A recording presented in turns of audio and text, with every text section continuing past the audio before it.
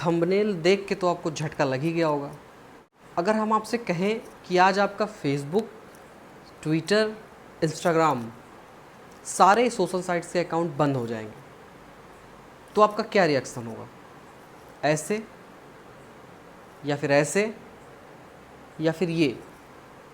अगर मेरा अकाउंट बंद होता है तो मुझे तो बहुत बड़ा झटका लगेगा, क्योंकि हम सभी ने पिछले कई वर्षों से अपने बहुत सारे फ़ोटोज़, बहुत सारी यादें, बहुत सारे ऐसे फ्रेंड्स हैं जिनसे हम लोग कनेक्टेड हैं।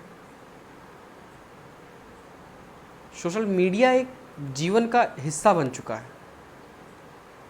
लेकिन कल 25 तारीख को इलेक्ट्रॉनिक्स एंड आईटी मिनिस्ट्री के दिए गए उन 3 महीनों का जो डेडलाइन था वो कल 25 मई को ख़त्म हुआ, और हो सकता है आज किसी भी वक्त आपके ये तीनों अकाउंट्स बंद हो जाएं।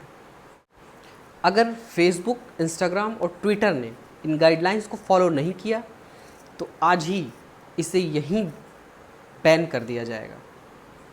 आपको बता दें कि केंद्र सरकार के इलेक्ट्रॉनिक्स एंड आईटी डिपार्टमेंट ने इन सभी ओटीटी प्लेटफॉर्म्स को, सोशल मीडिया प्लेटफॉर्म्स को 3 महीनों का समय दिया था 25 फरवरी 2021 को, जिसमें इन सभी को ये वक्त दिया गया था कि आप आईटी डिपार्टमेंट की नई गाइडलाइंस को, ओटीटी के नई गाइडलाइंस को आप लोग फॉलो करें, और इसी समय में डिजिटल कंटेंट को रेगुलेट करने के निर्देश दिए गए थे। अब आपको ये पता होना चाहिए कि किसके कितने यूजर्स हैं।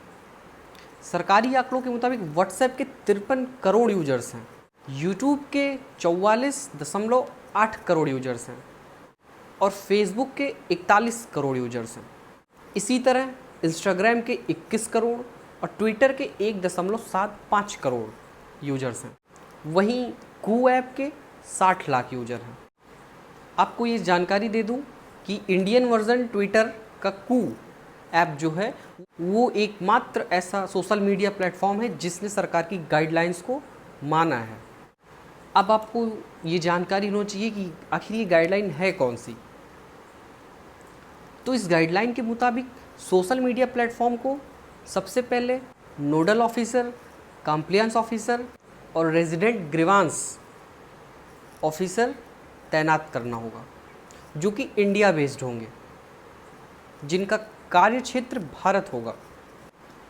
इन ऑफिसर्स को 15 दिन के अंदर किसी भी शिकायत मिलने पर उसका निवारण करना होगा। नई गाइडलाइन के तहत सोशल मीडिया प्लेटफॉर्म्स को एक मंथली रिपोर्ट बनाना पड़ेगा, जिसमें उनको ये बताना पड़ेगा कि उनके पास कितनी कंप्लेंट्स आई और कितनों का निवारण हुआ, साथ ही किन कंटेंट्स को हटाया गया, क्यों हटाया गया, इन सब की संपूर्ण जानकारी आपको मंथली रिपोर्ट में इन सभी प्लेटफॉर्म्स को देना पड़ेगा।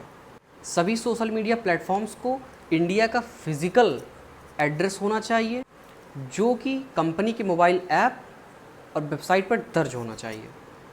नए दिशा निर्देशों के अनुसार सोशल मीडिया प्लेटफॉर्म्स को 24 घंटे के अंदर आपत्तिजनक कंटेंट्स को हटाना होगा। इसके अलावा कंपनियों को एक शिकायत निवारण तंत्र रखना होगा, और शिकायतों को खत्म करने के लिए, शिकायतों के निवारण के लिए एक ऑफिसर भी रखना होगा। 24 घंटे के अंदर शिकायत का पंजीकरण होगा और 15 दिनों के भीतर उसका निवारण करना अनिवार्य है। तो ये थी सरकार की गाइडलाइंस, जिसको सभी कंपनी को मानना पड़ेगा, सभी सोशल मीडिया प्लेटफॉर्म्स को मानना होगा। अदरवाइज़ 26 तारीख को किसी भी वक्त ये सभी बंद हो जाएंगी, ये सभी भारत में बैन हो जाएंगी। आखिर ये नया डिजिटल एथिक्स कोड है क्या?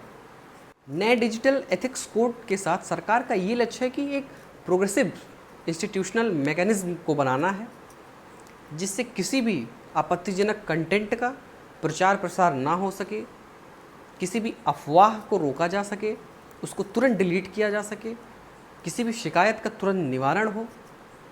इस एथिक्स कोड का ये लक्ष्य है कि किसी भी की स्ट्रीमिंग सेवाओं का दुरुपयोग ना हो, और गलत सूचनाओं के सोर्स को 24 घंटे में पता किया जा सके, और किसी भी अफवाह को फैलने से रोका जा सके। आजकल हम लोग देखते हैं हमारे सोशल मीडिया प्लेटफॉर्म्स पर बहुत ज़्यादा अफवाहें फैल रही हैं। इन अफवाहों का एक बहुत बड़ा प्लेटफॉर्म बन चुका है सोशल मीडिया। कुछ लोगों का काम ही यही है कि वो दिन रात अफवाहों को फैलाते हैं। इसमें हमारा और आपका भी पार्टिसिपेशन है, क्योंकि हम लोग के पास कोई भी फॉरवर्ड मैसेज आता है, चाहे वो व्हाट्सएप पे आए, चाहे वो फेसबुक पे आए, या वो इंस्टाग्राम पे आए, या वो ट्विटर पे आए, हम लोग बिना फैक्ट चेक किए उसको शेयर कर देते हैं, जिससे जिस भी व्यक्ति या जिस भी संगठन द्वारा ये निर्मित होता है उनको एक बहुत ही अच्छा सेवा मिलता है हमारे द्वारा किसी भी झूठ को फैलाने में, किसी भी अफवाह को फैलाने में। यदि सबसे बड़ा कारण कोई है तो वो है जनता। इसलिए हमको और आपको सजग होना पड़ेगा।